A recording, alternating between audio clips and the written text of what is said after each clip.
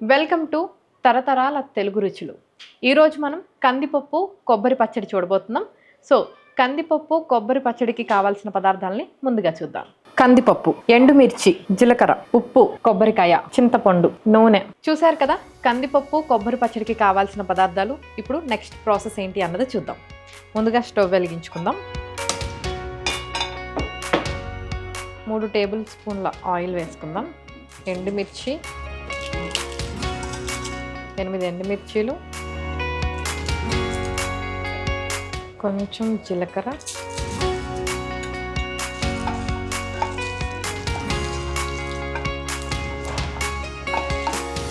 అలాగే కందిపప్పు కూడా వేసుకొని దోరగా వేయించుకోవాలి.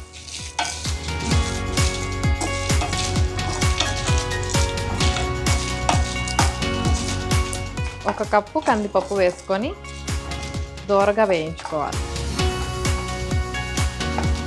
కందిపప్పు వేయించుకుంటే మంచి స్మెల్ వస్తుంది, మంచి టేస్ట్ వస్తుంది అన్నమాట. అంటే మీకు వేయించిన కందిపప్పుకి వేయించని కందిపప్పుకి చాలా డిఫరెన్స్ ఉంటుంది. మీరు గమనించినట్లయితే మనకి హోటల్స్లో, రెస్టారెంట్లో వాటిల్లో కూడా మంచి అరోమా రావడం కోసం ఆ పప్పుని వేయించి పప్పు అన్నది చేస్తారన్నమాట. కందిపప్పుని వాటిని వేయించి చేసినప్పుడు ఆ టేస్ట్ బాగుంటుంది. కావాలంటే మీరు ఈసారి ట్రై చేయండి ఒకసారి. కందిపప్పుని వేయించిన తర్వాత పప్పు చేయండి, కొంచెం డిఫరెంట్ ఉంటుంది, రెగ్యులర్గా అయితే ఉండదు టేస్ట్. కంది పొడి తెలుసు అనుకుంటున్నారు, కంది పచ్చడి తెలియదు అనుకుంటున్నారు కదా. ఈరోజు మీరు ఆ కంది పచ్చడి ఎలా చేస్తారో కూడా చూపిస్తాను. చాలామందికి తెలుసు, మనకి రెస్టారెంట్స్కి, హోటల్స్కి వెళ్ళినప్పుడు అక్కడ మనకి కంది పొడి అని చెప్పి పెడతా ఉంటారు కదా. సో కంది పొడి వింటాము. ఈరోజు నేను మీకు ఏం చూపించబోతున్నా అంటే కందిపప్పు కొబ్బరి పచ్చడి చూపించబోతున్నాను. సో పప్పు అయితే ఎగిపోయింది. ఇంకా స్టవ్ ఆఫ్ చేసుకొని మన రోల్ దగ్గరికి వెళ్ళిపోదాం. జీలకర్ర, కందిపప్పు, అలాగే ఎండుమిర్చి వేయించి పెట్టుకున్నాం కదా, వాటిని రోట్లో వేసేసుకుందాం. సో వేసేసుకున్నాం కదా, ఇప్పుడు దీన్ని కొంచెం దంచుకుందాం.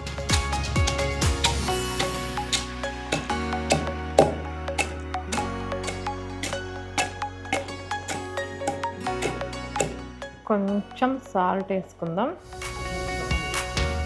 అలాగే కొంచెం చింతపండు వేసుకుందాం. పులుపు ఎక్కువ తినేవాళ్ళు కొంచెం వేసుకోండి, లేదు అంటే ముందు కొంచెం వేసుకోండి. సో పులుపు సరిపోయింది అనుకుంటే ఓకే, లేదంటే తర్వాత వేసుకుందరు. కానీ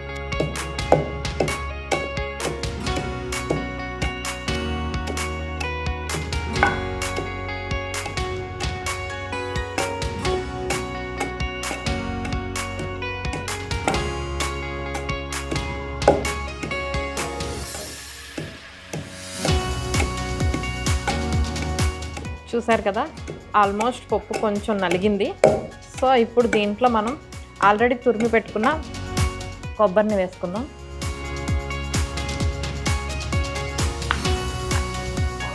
తురిమి పెట్టుకున్న కొబ్బరిని కూడా వేసుకుందాం అన్నమాట.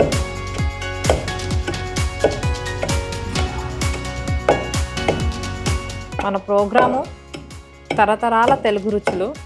నిజంగానే అప్పట్లో రుచులు అసలు ఎంత డిఫరెంట్గా, ఎంత సింపుల్గా ఉన్నాయో కదా. అలాగే మంచి హెల్దీ కూడా. కొబ్బరి మంచిదే, కందిపప్పు మంచిదే.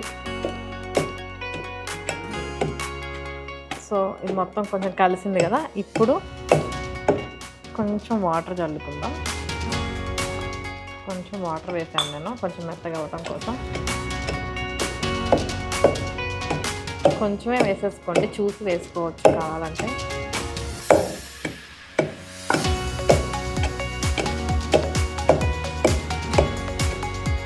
సో చూసారు కదా, ఆల్మోస్ట్ అయిపోవచ్చింది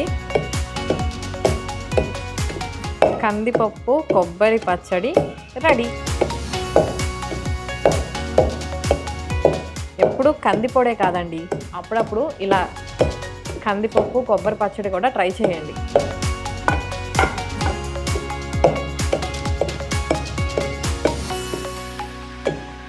చూస్తున్నారు కదా, అన్నీ సింపుల్గానే అనిపిస్తున్నాయి కదా వంటలన్నీ కూడా.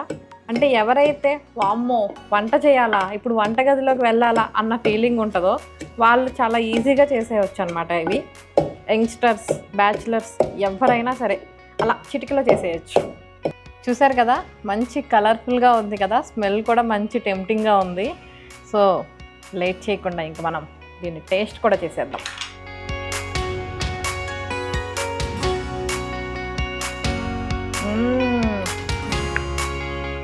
చాలా బాగుంది నిజంగా. మీరు ఎప్పుడైనా టేస్ట్ చూసారా ఈ కందిపప్పు కొబ్బరి పచ్చడిది? మీ అమ్మమ్మలు కానీ నానమ్మలు కానీ ఎవరైనా చేశారా?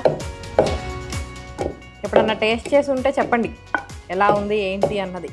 లేదు మీ అమ్మమ్మ వాళ్ళు ఎప్పుడన్నా చేసున్నా మీరు చేసిన వంట మేము చూసాము, ఇలా చేస్తున్నారు, మేము కూడా నేర్చుకుంటున్నాం అని వాళ్ళకి చెప్పండి. సో చూసారు కదా, మంచిగా కందిపప్పు కొబ్బరి పచ్చడి అయితే రెడీ అయిపోయింది. మంచి కలర్ఫుల్గా ఉంది కదా.